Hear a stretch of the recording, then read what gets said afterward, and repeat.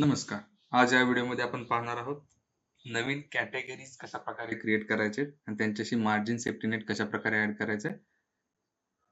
त्यासाठी आपल्याला right hand side वरती लोगो वरती क्लिक करायचे, अकाउंट अँड सेटिंग मध्ये जायचे, सर्व्हिसेस अँड टूल्स मध्ये आपल्याला मॅनेज आयटम कॅटेगरी हा ऑप्शन दिसेल. त्या ऑप्शन मध्ये जाऊन आपण सिम्पली प्री डिफाईन्ड कॅटेगरीज मिळतात आपल्याला इथं 7. तुम्ही नवीन कॅटेगरी ऍड करण्यासाठी न्यू कॅटेगरी वरती क्लिक करा. इथं आपल्याला कॅटेगरीचं नेम ऍड करायचंय.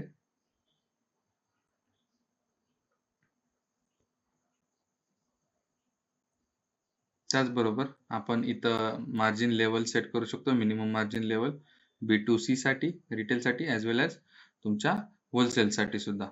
जर तुम्हाला मिनिमम मार्जिन जे आहे ते बंद करायचंय तर इथं अनचेक करावं लागेल. त्याच्याने ते बंद होऊन जाईल आणि ऑन करण्यासाठी सेम.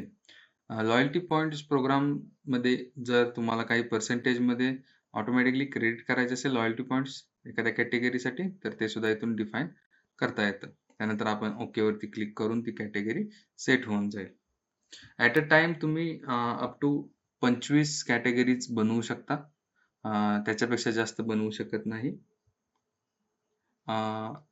जर तुम्हाला एखादी कॅटेगरी डिलीट करायची असेल तर त्या प्री डिफाईन 7 कॅटेगरीज आहेत त्यातून तुम्ही डिलीट नाही करू शकत. तुम्ही ज्या बनवलेल्या असतील कॅटेगरी त्याच तुम्हाला डिलीट करता येतात. त्यासाठी सुद्धा एक कंडिशन आहे. त्या कॅटेगरी मध्ये आपण प्रोडक्ट ऍड केलेले नसावेत, आयटम ऍड झालेले नसावेत त्या कॅटेगरीशी, तर तो ऑप्शन डिलीटचा आपल्याला अवेलेबल होईल आणि आपण तो कॅटेगरी रिमूव्ह करू शकतो. त्यासाठी सिम्पली डिलीट वरती क्लिक करायचंय आणि त्याप्रमाणे डिलीट होऊन जाईल.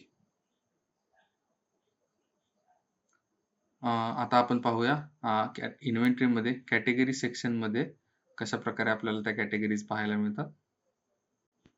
इन्व्हेंटरी मध्ये आल्यानंतर इथं बघा कॅटेगरी सेक्शन आहे, तर आपण ती कॅटेगरी इथं येऊन पाहू शकता.